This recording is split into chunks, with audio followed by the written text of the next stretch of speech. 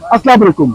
मैं इस वक्त मौजूद हूँ वाशिंगटन डीसी के ड्यूपॉन्ट सर्कल में, जहाँ पर पाकिस्तानी शहरियों की एक तादाद मुजाहरा कर रही है बलोच यकजहती कमेटी की सरबराह डॉक्टर माहरन बलोच को सुनाई गई उम्र कैद के खिलाफ। पाकिस्तान के तकरीबन तमाम सूबों, तमाम इलाकों की नुमाइंदगी करने वाले लोग यहाँ पर मौजूद हैं। मैं कोशिश करूंगा कुछ दोस्तों से बात करें और उनका नुक्ता नज़र समझें। सबसे पहले मेरे साथ मौजूद हैं सीनियर सहाफ़ी मुश्ताक राजपर साहब, जो कि कराची और मुख्तलिफ जगहों पर पाकिस्तान में सहाफ़ती जिम्मेदारियाँ भी सर अंजाम देते रहे। पिछले काफ़ी लंबे अरसे से अमरीकी दारुल हुकूमत वाशिंगटन डीसी में मुकीम है, आज इस एहतजाज में शामिल हैं। मैं इनसे चंद बुनियादी सवाल करता हूँ। मुश्ताक, हमें ये बताएं कि आपके सामने हमें बलूचिस्तान के अंदर बड़े लंबे अरसे से एक प्रॉब्लम नजर आ रहा है कि वो लोग नाखुश हैं पाकिस्तानी रियासत की पॉलिसियों से। वो पहले किसी हद तक सियासी तौर पे अपने मामलात के लिए आवाज उठाते रहे और हमने देखा कि जब उनकी बात नहीं सुनी गई, जब उनके वसाइल का इस्तेसाल जारी रहा, तो उनमें से कुछ लोग मज़ाहमत पे उतर आए, कुछ लोग आर्म स्ट्रगल पे उतर आए। अब वो एक आर्म स्ट्रगल जारी थी जिसके बारे में हम जैसे लोग भी बलोच हकूक की बात भी करते, लेकिन किसी भी तरह की वायलेंस को गलत भी कहते। इस दौरान एक नई तहरीक उठी बलोच यकजहती कमेटी के नाम से, और हमने देखा कि डॉक्टर माहरन बलोच, जो कि एक खातून है, एक नौजवान खातून है, एक डॉक्टर हैं, उनकी क़यादत में हमने देखा कि पूरी बलोच कौम एक तरह से हमें मुत्तहद होती हुई नजर आई। और सबसे खूबसूरत बात यह थी कि बजाय किसी भी गैर आईनी या गैर कानूनी तरीके को अपनाने के, हमने ये देखा कि डॉक्टर माहरन बलोच ने आइन की बात की, कानून की बात की, एहतजाज के जरिए अपना हक लेने की बात की। इसके बावजूद रियासत का रवैया उनकी तरफ जो है वो बहुत ही मानदाना रहा। हमने देखा जब वो एहतजाज करने इस्लामाबाद आई, उनको रेडिकूल किया गया। इस्लामाबाद में सहाफियों के जरिए जो रवैया अपनाया गया इस्लामाबाद की एडमिनिस्ट्रेशन की तरफ से उनके साथ, वो हमारे सामने है। मेरा पहला बुनियादी सवाल ये है कि जब इन इलाकों के लोग, जिस तरह हम कश्मीर में देखते हैं, खैबर पख्तूनख्वा में देखते हैं, अगर तो वहां पे वायलेंस हो फिर तो ठीक है, फिर तो फौज एंगेज होती है, बात भी कर लेती है। जब आइन और कानून की हदूद में रहते हुए कोई एहतजाज के जरिए अपने मुतालबात मनवाने की बात करे, तो रियासत जबर के हथकंडों पे क्यों उतर आती है? ये क्या हुआ डॉक्टर माहरन के बारे में? एक तो देखिए, जो उनको जो सजा दी गई है वो बेसिकली उनको खामोश कराने के लिए दी गई है। ये कोई पाकिस्तान में हमेशा करते रहे, भुट्टो से लेकर, नवाज शरीफ से लेकर, वली खान से लेकर, ना देख ले मेगल साहब को, तमाम जो पाकिस्तान के सियासी लोग हैं उन पे केसेस बनते रहे हैं, हमेशा से केस बनाते हैं।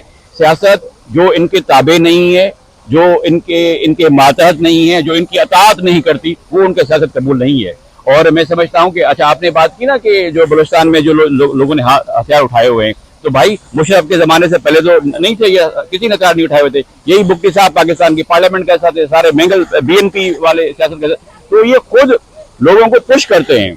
अब माहरन कि आप उसके बाप को मार दिया, उसके भाई को उठा के ले गए, वो बेचारी क्या मांग रही है? वो आपसे यही मांग रही है ना कि जो हमारे लोग ले गए आप उनको रिहा करें। तो जो पुरअमन और जो पीसफुल वॉइसेस हैं उनको बैन करना, उनको सप्रेस करना, तो उससे और एक्सट्रीमिज्म भी फैलेगा। आप अव्वल तो डॉक्टर माहरन कोई खुद से तो आसमान ऐसे नहीं आ पड़ी ना, पूरी तारीख है उसके पीछे ना, छोटी बच्ची थी तब से वो जदोजहद कर रही है। मैं समझता हूँ कि ये डिजास्टर्स पॉलिसीज है इनकी, पाकिस्तान की हुकूमत की, पाकिस्तान की रियासत की। जबर से मसाइल हल नहीं होते, जितना तशद्दुद करेंगे लोग और एक्सट्रीम होंगे। तो ये गलत है उनकी कन्विक्शन। ये तो आप देखें ना, एक उनका जलसा था, उनके जलसे पे झगड़ा होता है, लोग मारे जाते हैं और केस ढूंढ बनता है। तो विक्टिम ब्लेमिंग पाकिस्तान में शुरू से होती रही है। आपको याद है मुशर्रफ ने क्या कहा था कि अगर बेनजीर बाहर ना निकलती तो ये ना होता। तो blaming victim is old tactics. मैं नहीं समझता कि, लेकिन माहरन को सजा देने से आपका क्या मसला हल होगा? आपने हम जैसे लोगों को भी यहाँ डीसी में प्रोटेस्ट के लिए मजबूर कर दिया है, because we have to speak. Pakistan के बाशऊर बाज़मीर लोगों को अपने लोगों के हकूक के लिए आवाज उठानी पड़ेगी। अगर चुप रहेंगे तो फिर ये रियासत सबको खा जाएगी। मतलब यही आप कहना चाह रहे हैं कि हम तो यही कह रहे हैं कि जो लोग मुज़ाहमत कर रहे हैं, मुसल्लह मुज़ाहमत, हम तो उनकी वायलेंस को सही नहीं समझते। अगर कोई लोग आइन और कानून की हदूद में रहते हुए एहतजाज के जरिए या अपनी आवाज बुलंद करके अपने हकूक मांग रहे हैं, तो आप उनको हकूक दें या उनकी बात सुनें।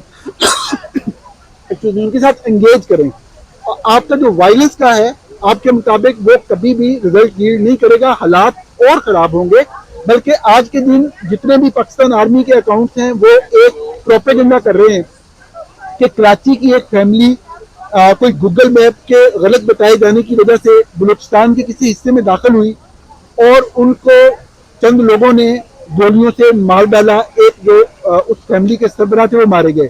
پاکستان آرمی کے آفیشیل اکاؤنٹ جو میں ذاتی طور پہ جانتا ہوں کہ آفیشیل اکاؤنٹ ہیں, آپ کو پتا ہے وہ مارخور کے نام سے جو DGISPR ہے وہ چلاتے ہیں, وہ کہہ رہے ہیں کہ بلوچ یکجہتی کمیٹی نے مارا ہے.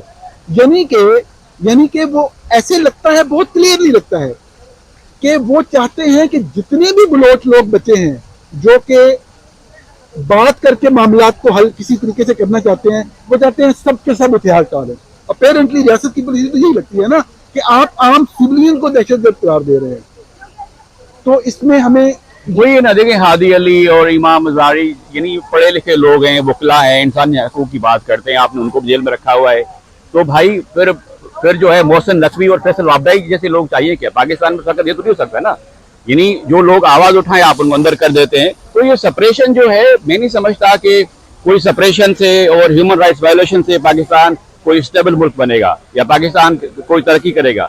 جبر کے ذریعے تو ملک ترقی نہیں کرتے نا. بالکل صحیح. مشتاق میں آپ سے ریکویسٹ کروں گا ایک آخری بات کہ آپ اپنی یادداشت پہ زور دے کے ہمیں صوبہ سندھ کے حوالے سے جو سندھ کے عوام ہیں ان کی آواز بننے والے یا ان کے حقوق کی آواز بننے والے چند کردار ماضی میں جنہوں نے اسی طرح کوشش کی اور ریاست نے ان کو ایلیمینیٹ کر دیا یا ان کو نشانہ بنایا, کوئی دو چار لوگ میرے سننے والے. دیکھیے سندھ کے جتنے بھی سیاسی قیادت ہے, رسول بشپلی جو ہے 12 سال جیل میں, جی ایم سے تو عمر بھر جیل میں رہے, پیپلز پارٹی کے لوگ جو ضیاء کی عامرے کے خلاف تھے وہ سارے جیل میں تھے. تو جبر ان کا ایک ٹول ہے. دیکھیں یہ ایک پیونیٹیو اسٹیٹ ہے جو پنش کرتی ہے لوگوں کو, جو بھی آواز اٹھاتا ہے نا. تو آپ کو لگے گا نیب کی موومنٹ ہو, MRD کی موومنٹ ہو, MRD کی موومنٹ ہو, تمام جمہوری اور سیاسی طریقوں کو کچلنے کا ایک ہتھیار ہوتا ہے. But it doesn't work. کبھی نہیں ہوتا کہ آپ جو ہے وہ بلوچوں کو مار دیں گے اس طرح سے مارن کو. آپ نے کتنے بلوچ لیڈروں کو جو ہے وہ جیل میں رکھا ہوا ہے اور کیا ہوگا. تو میں سمجھتا ہوں یہ انتہائی خطرناک پالیسی ہے, ڈینجرس ہے, انڈیموکریٹک ہے. کوئی ڈائلاگ نہیں ہوتا پارلیمنٹ کے اندر ان ایشوز پہ. پارلیمنٹ کو ربڑ اسٹیمپ بنایا ہوا ان لوگوں نے. تو اگر صحیح جمہوریت ہو نا تو یہ مسائل نہیں ہوں گے. ہمارے ساتھ اس وقت ڈیوپونٹ سرکل واشنگٹن DC پر موجود ہیں ارم عباسی, سینئر صحافی ہیں, وائس آف امریکہ کے ساتھ لمبا عرصہ کام کرتی رہی اور واشنگٹن DC میں ہونے والے پاکستانیوں کے بے شمار مظاہروں کو انہوں نے کور کیا.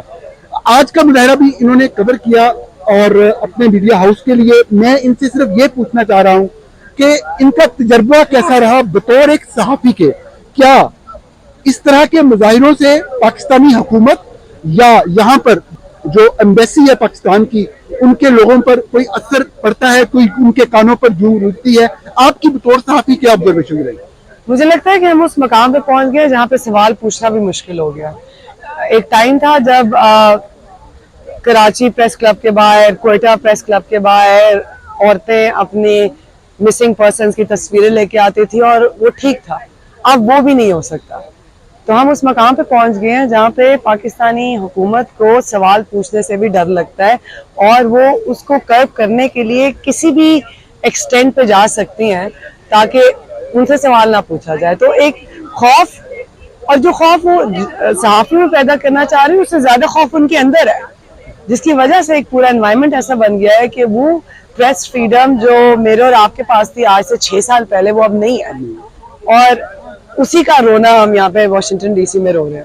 تو آپ کو کیا لگتا ہے ڈاکٹر مہرنگ بلوچ اتنی مقبول رہنما, ہم نے اپنی زندگیوں میں بلوچستان میں بہت سے سیاستدان, بہت سے رہنما دیکھے, لیکن جو مقبولیت ڈاکٹر مہرنگ بلوچ کو ملی کہ وہ بلوچستان کے جس شہر میں بھی جاتی تھی پورا شہر امڑ آتا تھا. اور ایک خاتون قیادت, ایک نوجوان قیادت, اس نے متحد بھی کیا. اور سب سے بڑی بات میرے آپ جیسے پاکستانیوں کے لیے کہ انہوں نے آئین کی اور قانون کی بات کی, انہوں نے احتجاج کے ذریعے مزاحمت کی بات کی. آج لوگ ان کے لیے کھڑے ہیں. آپ کو لگتا ہے کہ پاکستان میں جمہوریت آگے چلے گی؟ بطور صحافی آپ کیا دیکھتے ہیں؟ اور بات یہ کہ مہرنگ بلوچ کو یہ فیم نہیں چاہیے تھا. مہرنگ بلوچ لوگوں کی آواز لے کے اٹھی تھی اور وہ اس کے پاس چوائس نہیں تھی. جب آپ نے اس کے گھر کے مرد छीन लिए, वो बाहर आई पूछने के लिए कि कहाँ है मेरा बाप, कहाँ है मेरा भाई और कहाँ है मेरे पड़ोसी का बाप. तो मारन Bloch never wanted this fame. She got this fame because of her authentic, true struggle. She became the resistance of face. क्योंकि आपने उनके सारे मर्द more or less जेल में है, कहाँ है हमें नहीं पता. तो मारन बलोच उन लोगों की आवाज बनी जिनकी आवाज कोई नहीं बन रहा था और जिनकी आवाज सहाफत में भी खत्म की गई और ये तय कर दिया गया कि अगर आप इनकी बात करेंगे तो आप सहाफत नहीं कर सकते. सो आई थिंक मारन बलोच का जो, और इसीलिए स्टेट डरती है मारन बलोच से. मारन बलोच पे जो आज केस हुआ है, अगर आप हमें उस केस में जाने देते, आप उसको फेयर ट्रायल देते, उसको हमारे मतलब एज अ सहाफी मैं क्यों नहीं उसको कवर कर सकी. हमें नहीं पता कि आपने क्या शवाहिद दिखाए हैं जज को, क्या हुआ है उसके साथ. और बिकॉज आपकी इन हरकतों की वजह से एमनेस्टी इंटरनेशनल और ह्यूमन राइट्स ऑर्गेनाइजेशन भी कह रही है कि आपने उसको फेयर ट्रायल नहीं दिया. तो आप मारन बलोच जो कि औरत है, जो कि आपके साथ आपकी पॉलिटिकल डायनेस्टी को भी नहीं क्वेश्चन कर रही, उससे आपको डर क्यों लग रहा है? अगर लग रहा है तो कुछ तो वो ठीक कर रही है. यानी कि ये एक जमहूरी जद्दोजहद थी, एक स्ट्रगल थी जिसको नहीं चलने दिया गया, जिसको जमहूरी अंदाज में आगे नहीं चलने दिया गया. मैं ये जानना चाहता हूँ आखिरी बात आपसे कि जमहूरियत का कोई मुस्तकबिल देखती हैं पाकिस्तान में आप? बात ये कि मतलब पाकिस्तान में आवाज उठाना और सवाल करना आज और मुश्किल हो गया, और इतना मुश्किल हो गया और इतना सिस्टमेटिकली मुश्किल कर दिया गया है कि आप सवाल पूछना भी जुर्म है. तो किस तरह का ये माशरा और किस तरह की जमहूरियत? यानी आप जमहूरियत का मुस्तकबिल रोशन नहीं देख रही पाकिस्तान में. इरहम अब्बासी, सीनियर सहाफी, बहुत शुक्रिया हमें वक्त देने. हमारे साथ मौजूद हैं ज़ैनब मजोका, जिन्होंने आज का ये एहतजाज जो कि वाशिंगटन डीसी के डीपॉन्ट सर्कल पे मुनक्कद हुआ, ये ऑर्गेनाइज किया. पाकिस्तान के तमाम सूबों, तमाम इलाकों से ताल्लुक रखने वाले लोग यहाँ पर आए और उन्होंने अपने ख्यालात का इजहार भी किया, एहतजाज भी किया. बलोच यकजहती कमेटी की सरबराह डॉक्टर महरान बलोच को सुनाई जाने वाली उम्र कैद के हवाले से मैं मजोका साहबा से बुनियादी एक सवाल करना चाहता हूँ कि ये इनकी कोशिश यकीनी तौर पर बहुत ज़बरदस्त थी. तमाम तरफ से लोग आए, इन्होंने एक पिटीशन भी साइन करना शुरू किया यहाँ से, वो और लोगों से भी करवाएंगी और ये पाकिस्तान की जो एम्बेसी है वाशिंगटन डीसी में उसको पेश की जाएगी फौरी तौर पर रहा करने के हवाले से. लेकिन मेरा सवाल ज़ैनब से ये होगा कि आप क्या समझती हैं, जो पाकिस्तान का निज़ाम है, पाकिस्तान में इस वक्त हुकूमत है, जो मिलिट्री का कंट्रोल है, जो यहाँ पे हमारा जो उनका तर्ज अमल रहा है, इस तरह के मामला तो होते रहे हैं, क्या आपकी आज की काविश का कोई मस्बत असर पड़ेगा कोई बलोच लोगों की तहरीक के हवाले से, या कोई आसानियां पैदा होंगी डॉक्टर महरान बलोच के लिए? देखिए, हमारी उम्मीद तो यही है, हम ना उम्मीदी को प्रिवेल होने नहीं दे सकते. देखिए, हमने उम्मीद कायम रखनी है और पाकिस्तान में इंस्टीट्यूशंस हैं और हम मानते हैं कि पाकिस्तान में एक डेमोक्रेटिक रूल होना चाहिए.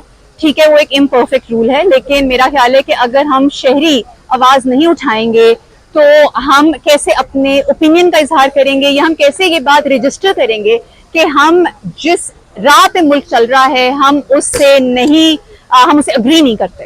ठीक है, तो इस बिलीफ में कि पाकिस्तान में एक डेमोक्रेटिक रूल होना चाहिए, डेमोक्रेसी को होना चाहिए, हम ये प्रोटेस्ट हमने यहाँ पे किया. और आपने देखा है कि मुख्तलिफ बैकग्राउंड के लोग आए हैं और उन सबको जो उनका प्राइमरी कंसर्न है वो कॉन्स्टिट्यूशनल राइट्स हैं कि पाकिस्तान का कॉन्स्टिट्यूशन हमें कुछ राइट से इंटाइटल करता है. ठीक है, और जब वो राइट्स वायलेट होना शुरू होते हैं तो वो एक बड़ा एक कंसर्न है. तो ये कोई किसी एक हुकूमत के खिलाफ प्रोटेस्ट नहीं है, ये एक इस टैक्टिक के खिलाफ प्रोटेस्ट है कि जब हम एंटी टेररिज्म कोर्स इस्तेमाल करते हैं, या जब हम ट्रांसपेरेंसी को इवेट करने की कोशिश करते हैं, या जब हम पब्लिक अकाउंटेबिलिटी से दूर होना चाहते हैं, तो लोगों को आवाज उठानी पड़ेगी. ठीक है, और हम उसी जो सेंटिमेंट है कि पब्लिक एक्सप्रेशन, पब्लिक ओपिनियन, हम उसी को मोबिलाइज करना चाहते हैं कि अगर हम बाहर बैठे हैं और हम डायस्पोरा में हैं तो हम केयर करते हैं. ठीक है, हमें अपने मुल्क का ख्याल है, हम अपने मुल्क के बारे में, और हमारी एक्सपेक्टेशन है कि हम एक उस राह पे चलें जहां पे हर एक फर्द जो पाकिस्तान में है वो अपने आप को एक मुकम्मल तौर पे पाकिस्तानी शहरी समझे और उसको पाकिस्तानी शहरी की तरह ट्रीट किया जाए. ज़ैनब मजोका, आपका बहुत शुक्रिया. Thanks for bringing all Pakistanis together. So right now with me is Ben Linden, who represents Amnesty International here in Washington. and always remain associated, especially for the last 2-3 years when Pakistani state, Pakistani regime taking very atrocious actions against civilians, against political activists, especially with regard to the Balochistan. Today he came to observe this demonstration by Pakistani citizens. I have only one question to ask to Ben, that continuous violations of human rights in the province of Balochistan are there, and Amnesty is continuously highlighting them. But there is no stop to it. Why international powers, why world capitals, why leading human rights organizations are not successful so far to stop the Pakistani government or the Pakistani army to at least somehow start respecting the basic human rights there?